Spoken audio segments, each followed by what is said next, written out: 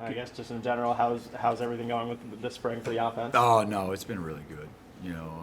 Some systematic things to help make us better. You got two really talented young quarterbacks. Aaron Steinfeld's improved. Just from tight end position, I think that whole position group. From Steinfeld and Trey Walker. And then we'll get Bamba back in the summer. And I think all those guys have really improved. And so just really excited about where we are. And then Coach Bosted's already starting to make his mark in the O-line room, and just excited about their improvement and the direction they're going as well. When you look at both Sorsby and Taven, just what are, I guess, some things that each of them are doing well, and some things that each of them kind of have to continue to work on? Well, I wouldn't say. Well, from a Well standpoint, they're complete ball. For the majority of the part, they're keeping the ball out of harm's way. We've been through 14 practices. A lot of reps. We're probably in the thousands in terms of team repetitions now, or competitive team reps. Very, very, very few turnovers. Not a lot of the things you would typically deal with young quarterbacks from line of scrimmage issues. And they've both taken turns doing a really nice job of moving the ball. But, they're still young. There's still some mistakes there that we can clean up. Even though they may be small, not super visible. There's a lot of things that we can improve on. But they're both really physically talented. They both love football. They both compete well. And they're both also really true to themselves and authentic in terms of their personalities. There's, nobody's pretending to be.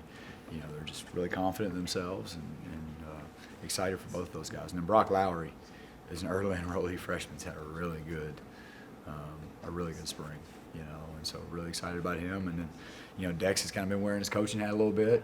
He's been helping signal, and and we're kind of treating him like a GA right now, and I think that's been really good for him too, not only from the mental side of things, but just his general outlook and demeanor. So excited about all those guys.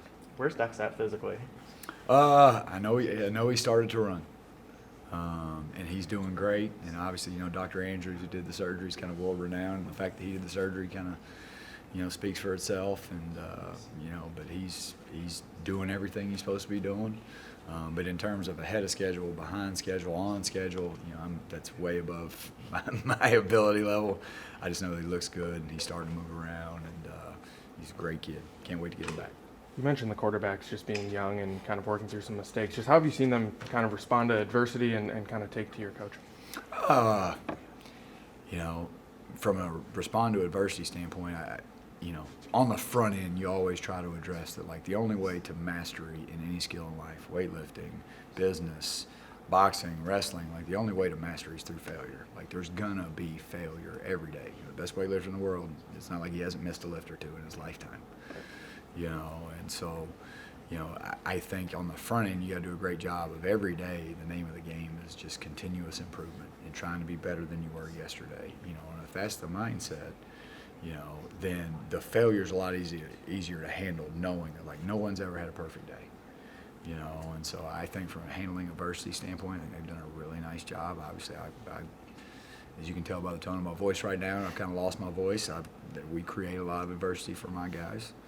And try to put them in some really rough positions, because if they can't handle us, and the meat of a practice is going to be hard to handle somebody we got to play on Saturday.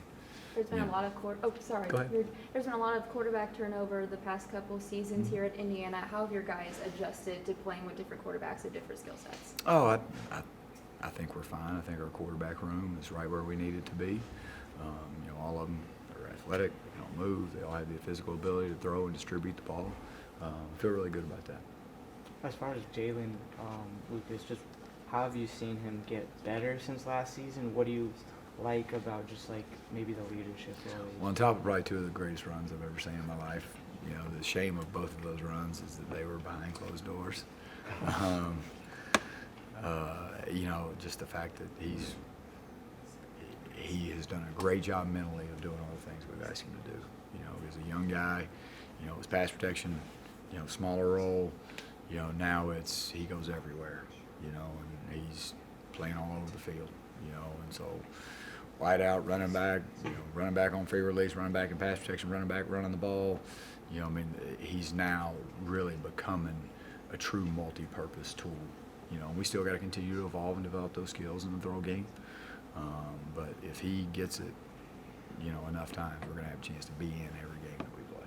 the 2 runs behind closed doors, was that during practice? Oh, yeah. What can you It just what was make it? a lot of people miss and outrun everybody else. So if you can use your imagination, that's just imagine people falling down and him running that way real fast. And so he's got a really special gift, one of the better ball in hand players I've ever been around. So he's fun to coach. Knows the OC, obviously you're involved in all the positions, but I know receiver's one that you really get involved in. What have you seen? Obviously Cam's out, so it's allowed maybe some other guys to get some reps. Yeah, especially from the no. new guys and some of the young guys. Well, to me, like E.J. Williams, like he's number one, he's got great physical ability, and number two, he's got great toughness, and like just there every day, working every day, I mean, he, you name an injury or a nagging thing that a wideout has, whether it's your feet, your ankles, your knees, just not feeling great, and he's out there every day. I think Donovan's really improved. Omar Cooper has been really good. Anderson's been really good.